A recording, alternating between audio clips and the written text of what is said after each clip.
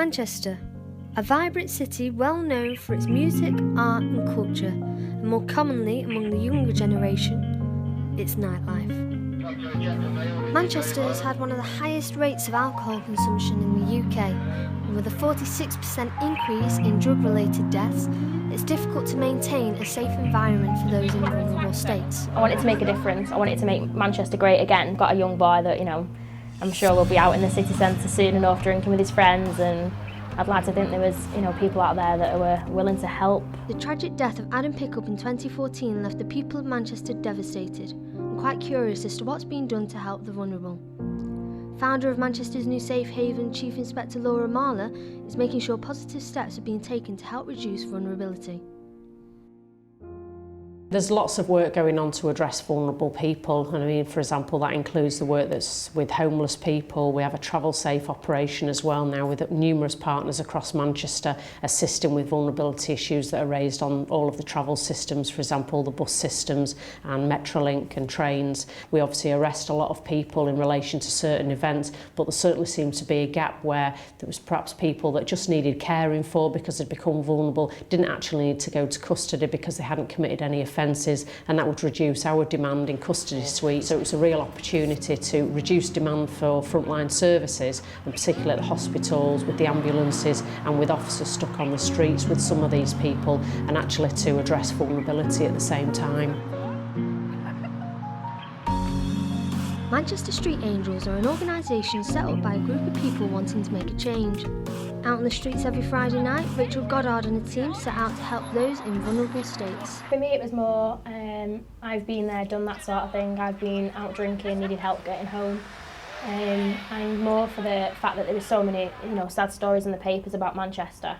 And I just kind of got to a stage where I wanted to make a difference and kind of fell into a group with a lot of people wanting to achieve the same thing. So I've literally no idea where I am.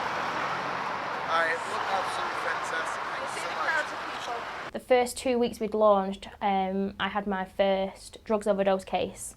So there's a fellow who was completely out of it, and then he started frothing at the mouth, lost consciousness. And I think for me that was like, God, this is 2 weeks been running, we're encountering this already.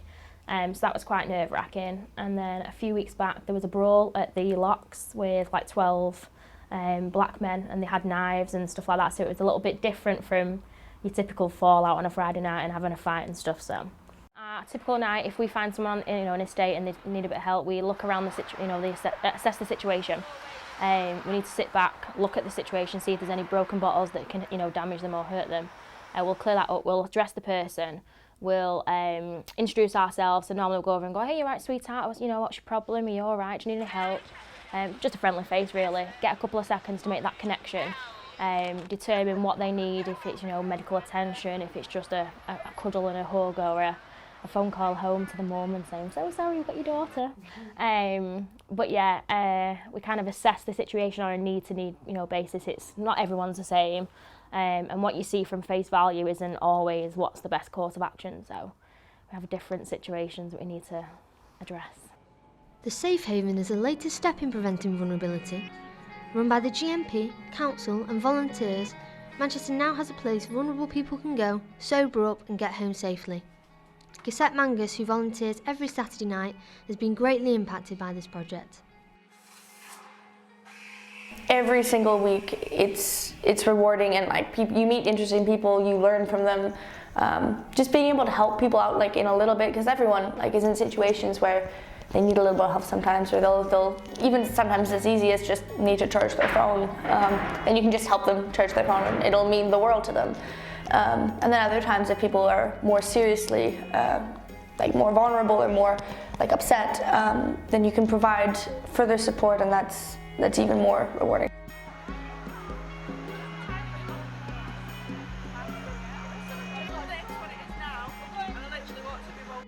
I think it's really important for Manchester to offer some safe place where people can go and they can be looked after, because I think we have to expect people are going to get themselves into some vulnerable situations, even if they don't intend to at the start of the night, because of drinking, drugs and losing friends, etc. It may be that they get themselves into those unexpected situations that they really need help from. We can't turn a blind eye to that.